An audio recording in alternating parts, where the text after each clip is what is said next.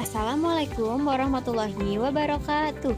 Halo semuanya, perkenalkan nama saya Sri Ramdayani, kelas 11-2 dari SMA Negeri 1 Ciampea. Di sini saya akan menjelaskan tentang bentuk negara, bentuk pemerintahan, sistem pemerintahan, dan asas desentralisasi serta otonomi daerah di NKRI.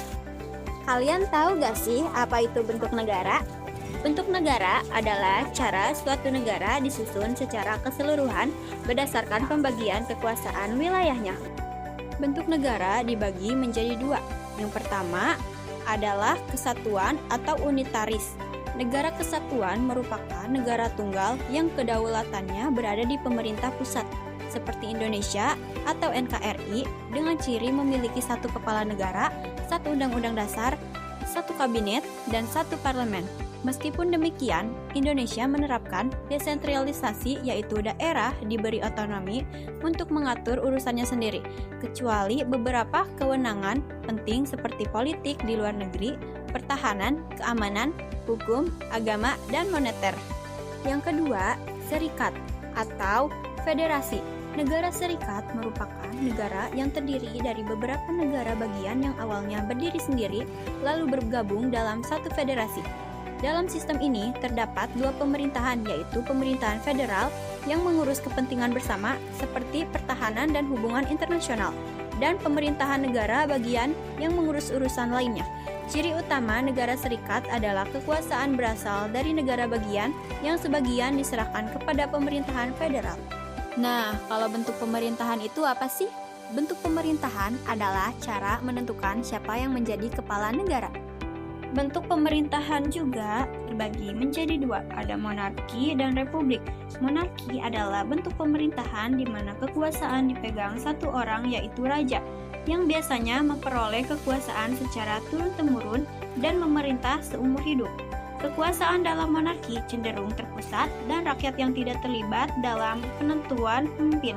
Monarki terbagi menjadi tiga. Yang pertama, monarki absolut, kekuasaan raja mutlak. Yang kedua, monarki konstitusional atau kekuasaan raja dibatasi undang-undang dasar. Yang ketiga, monarki parlementer atau raja hanya sebagai simbol negara.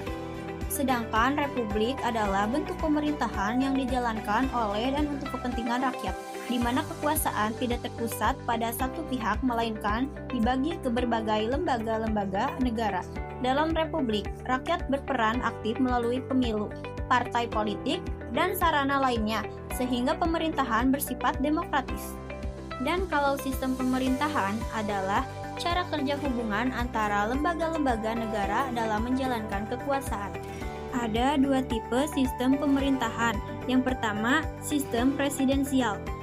Sistem presidensial adalah sistem di mana kepala negara sekaligus kepala pemerintahan dipegang oleh presiden, yang dibantu menteri dan bertanggung jawab langsung kepada presiden, bukan parlemen. Kekuasaan dibagi menjadi legislatif, eksekutif, dan yudikatif yang saling mengawasi. Presiden dipilih langsung oleh rakyat. Masa jabatan terbatas dan seluruh tanggung jawab pemerintahan berada di tangan presiden. Yang kedua, ada sistem parlementer. Sistem parlementer adalah sistem di mana parlemen memegang peranan penting, termasuk mengangkat dan menjatuhkan perdana menteri. Kepala negara hanya sebagai simbol, sementara kepala pemerintahan dijadikan oleh Perdana Menteri. Dalam sistem ini, eksekutif bertanggung jawab kepada legislatif. Kabinet dibentuk dari partai pemenang atau koalisi, serta kekuasaan pemerintah sangat dipengaruhi oleh parlemen. Selanjutnya, asas desentralisasi dalam Negara Kesatuan Indonesia. Asas desentralisasi dalam Negara Kesatuan Republik Indonesia atau NKRI adalah penyerahan sebagai kewenangan dari pemerintah pusat kepada pemerintah daerah agar daerah dapat mengatur dan mengurus urusan pemerintahannya sendiri.